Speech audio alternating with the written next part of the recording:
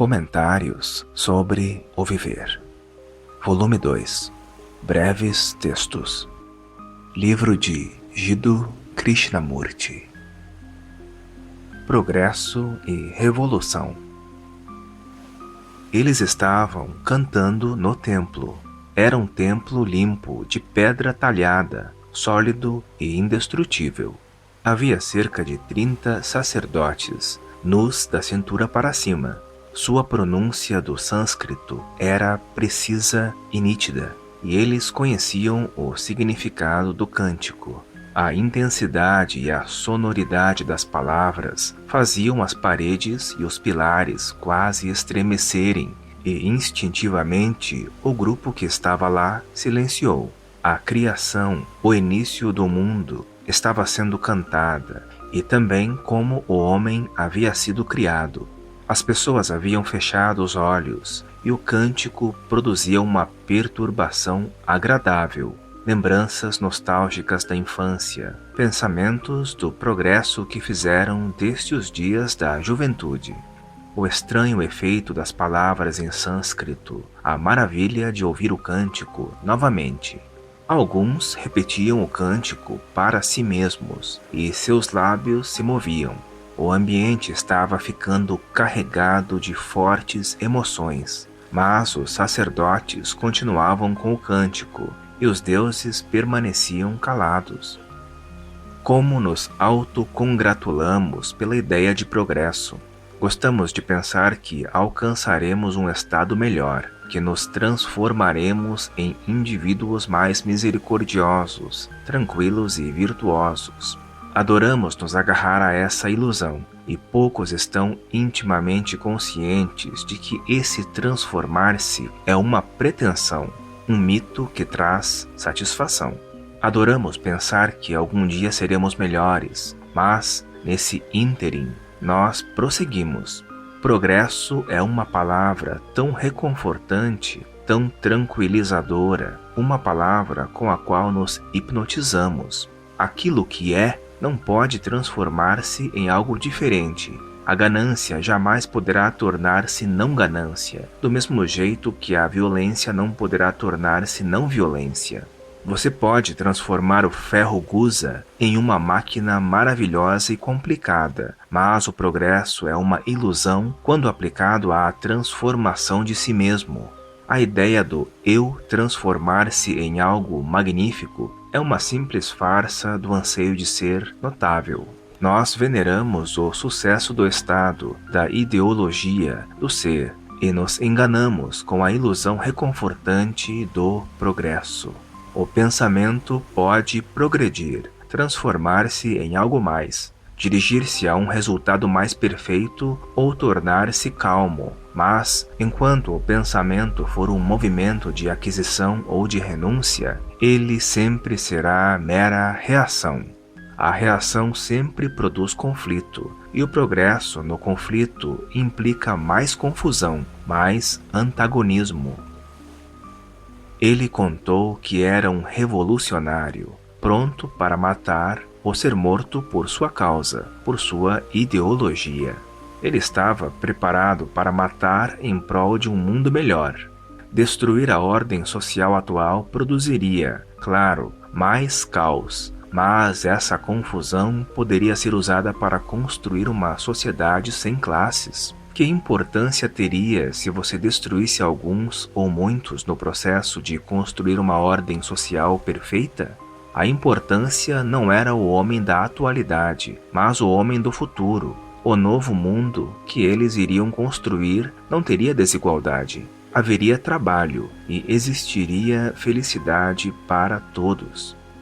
Como você pode ter tanta certeza do futuro? O que o torna tão certo dele?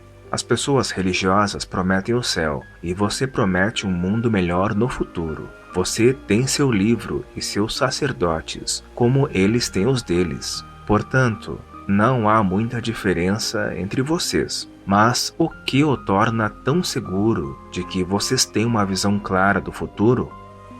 Logicamente, se seguirmos determinado curso, o resultado estará assegurado. Além disso, há uma grande dose de provas históricas para apoiar nossa posição.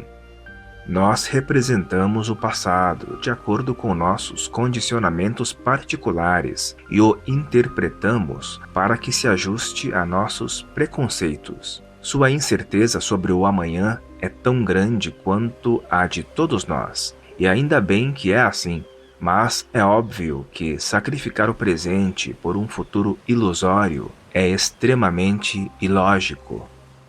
Você acredita em mudança ou você é uma ferramenta da burguesia capitalista?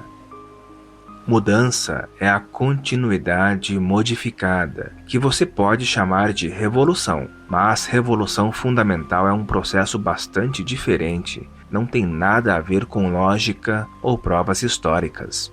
Só há revolução fundamental no entendimento do processo total da ação, não em algum nível particular, seja ele econômico ou ideológico, mas da ação como um todo integrado. Tal ação não é reação. Você só conhece a reação da antítese, e a reação adicional, que você chama de síntese. A integração não é uma síntese intelectual, uma conclusão verbal baseada em estudos históricos.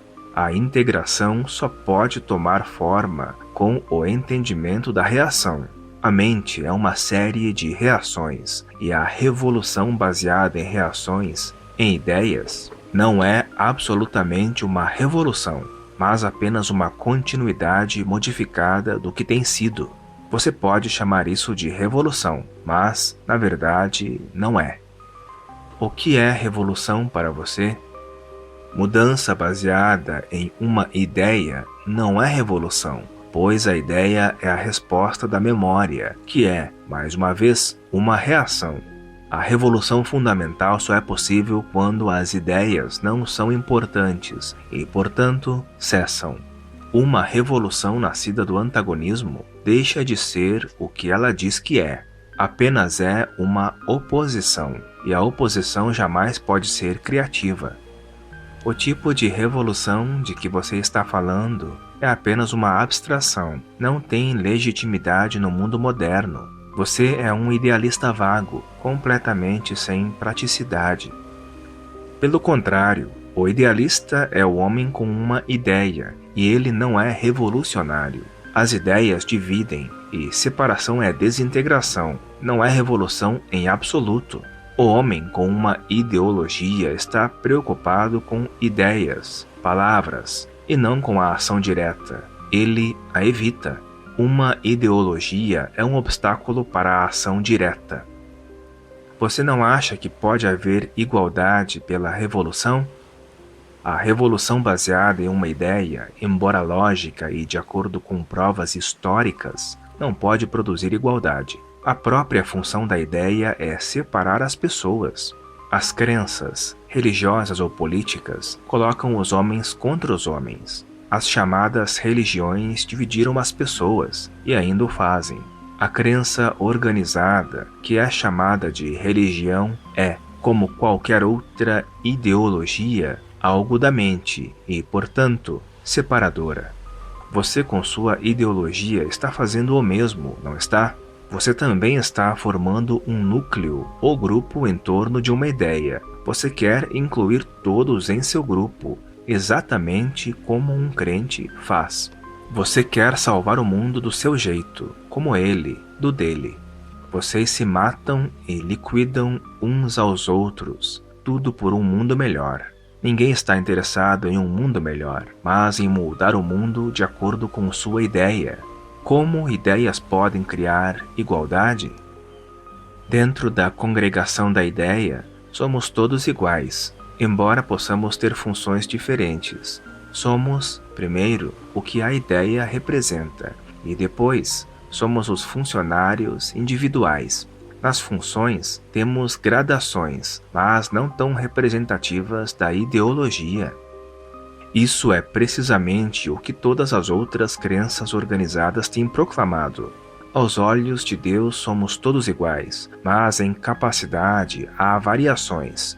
A vida é só uma, mas as divisões sociais são inevitáveis. Ao substituir uma ideologia por outra, você não muda o fato fundamental de que um grupo ou indivíduo trata o outro como inferior. Na verdade, há desigualdade em todos os níveis da existência.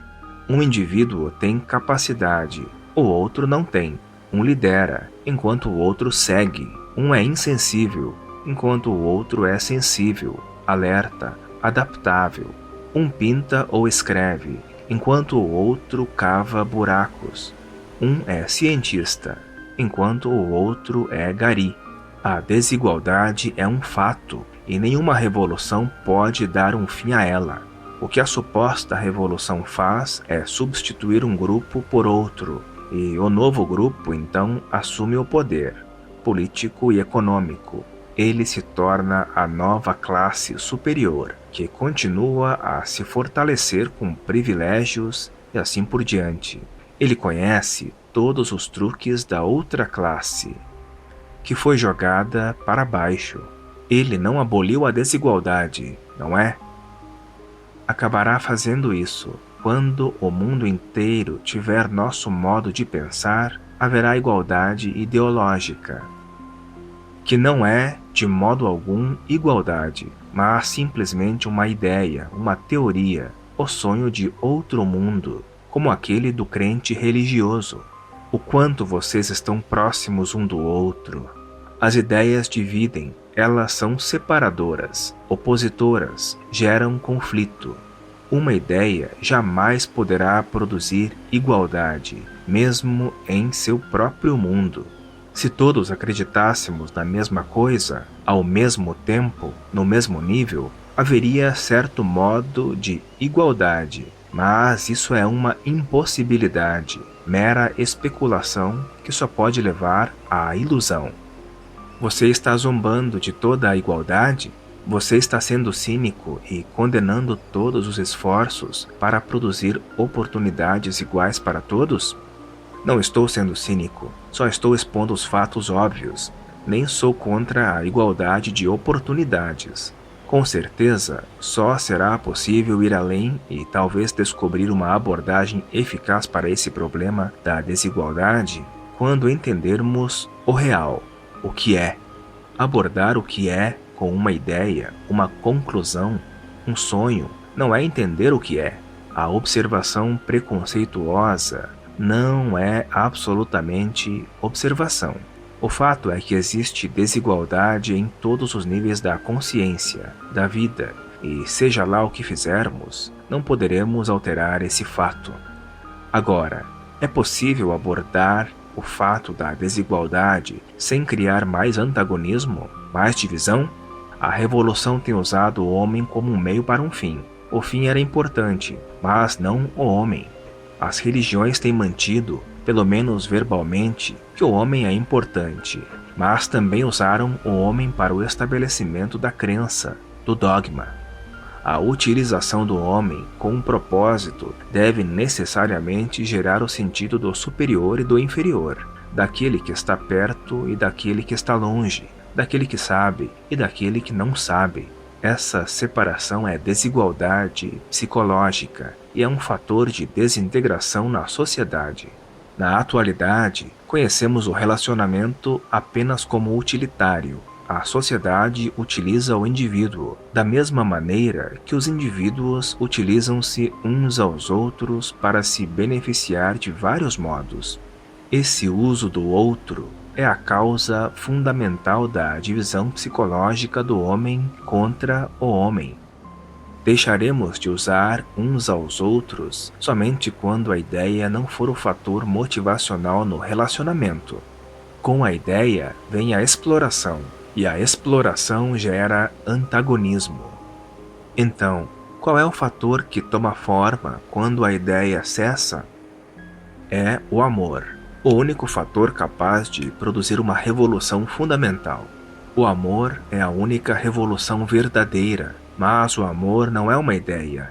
Ele existe quando o pensamento não existe. O amor não é uma ferramenta de propaganda. Ele não é algo a ser cultivado e anunciado nos muros das casas. Somente quando a bandeira, a crença, o líder e a ideia como ações planejadas caírem, poderá haver amor, e o amor é a única revolução criativa e constante. Mas o amor não operará as máquinas, não é?